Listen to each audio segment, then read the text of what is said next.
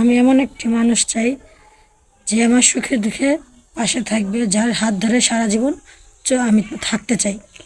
সুপ্রিয় দর্শক, এই মুহূর্তে আমার ক্যামেরার সামনে দাঁড়িয়ে আছে এক অসহায় আপু, অসহায় বোন। শুনবো তার জীবন কাহিনী, জীবনের গল্প। আসসালামু আলাইকুম আপু। ওয়ালাইকুম সালাম। আপু, আপনার নাম কি? আমার নাম বুলবুলি। আপনি কোথা থেকে এসেছেন? কুড়িগ্রাম থেকে। কুড়িগ্রাম। আমার ফ্যামিলিতে কে কে আছে? আমার বাবা নাই, মা আছে। মা আছে। আচ্ছা, আপনার বাবা কি হয়েছে? মারা গেছে দিন আগে মারা গেছে? অনেক বছর। অনেক বছর। বছর আগে? তখন আমার 7 বছর। 7 বছর বয়স। হ্যাঁ। আচ্ছা, আপনি কি আপনার বাবার আদর স্নেহ পাননি? না, আমি আমার বাবার আদর স্নেহ পাইনি। বাবাকে কি মিস করেন? করি। সামনে কিসের জন্য আসছেন?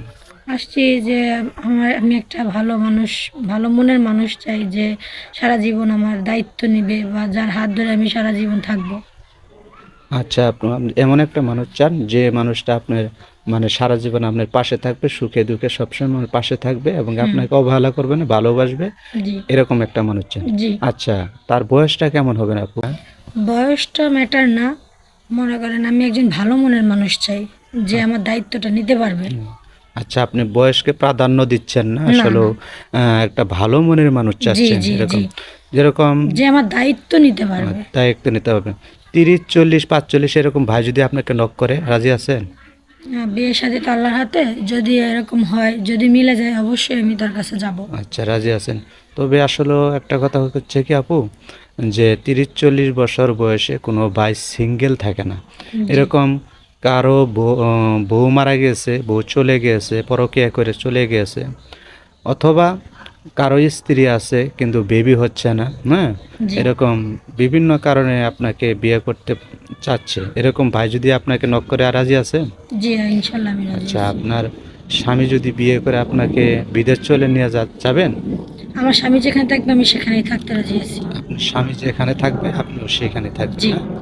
আচ্ছা, যদি তার 2টা বাচ্চা থাকে, তাদেরকে কি নিজের সন্তানের মতো দেখবেন? অবশ্যই। সৎ মায়ের মতো তো আচরণ করবেন না? না না, কখনোই এখন না। তো ভালো ভালো কথা বলতেছেন ক্যামেরার সামনে এসে, দেখবেন যখন আপনি ওনার বউ হয়ে যাবেন, তার সন্তানকে সৎ মায়ের মতো আচরণ করবেন, এরকম তো করবেন না? না না। আচ্ছা আপু, আপনার এই দুঃখের কষ্টের কথা শুনে যদি আপনার সাথে কেউ বা কোনো ভাই লগ করতে চায়, তাহলে আপনার সাথে যোগাযোগ করবে কেমনি? আপনাদের এই মাধ্যমে যোগাযোগ করতে হবে, আমার ফোন নাই। আচ্ছা, আমাদের মাধ্যমে যোগাযোগ করতে হবে। জি আচ্ছা আপু, আপনি তো মুসলিম, তাই না? জি আচ্ছা, আপনি কি নামাজ কালাম পড়েন? জি 5 ওয়াক্ত নামাজ কালাম পড়েন? জি। আচ্ছা আপু, আপনাকে একটা প্রশ্ন করতেছি, সেটা হলো, আপনাকে অনেকবার রিকোয়েস্ট করা হয়েছে যে মাস্কটা খুলেন, আপনার চেহারাটা একটু দেখব। কিসের জন্য আপনি মাস্ক পরিধান করে আসছেন? আসলে অ্যাকচুয়ালি মার্কসটা হচ্ছে, আমি নামাজ পড়ি আর আমি চাই যার সাথে আমার বিয়ে হবে বা যার সাথে আমার মিল হবে, আমি একমাত্র তাকেই ফেসটা দেখাবো, এছাড়া আমি আর কাউকে ফেস দেখাবো না। সুন্দর একটি কথা বলেছেন আপু। আসলেও এরকম মেয়ে পাওয়াটা খুব ভাগ্যের ব্যাপার।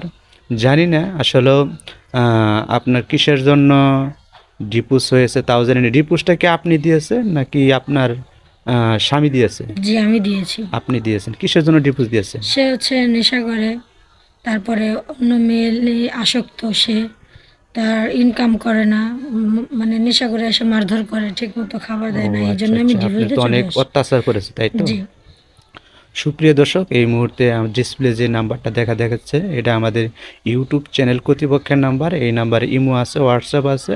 সে অবশ্যই ইমো অথবা হোয়াটসঅ্যাপে নক দিবেন, অযথা ফোন কল করবেন না। যে ভাই যোগাযোগ করবেন, অবশ্যই ফুলিয়াপুর একটি ছবি স্ক্রিনশট দিয়ে ইমো অথবা হোয়াটসঅ্যাপে পাঠিয়ে দিবেন, আমরা যোগাযোগ করে দেবো ইনশাআল্লাহ। ভালো থাকবেন, সুস্থ থাকবেন।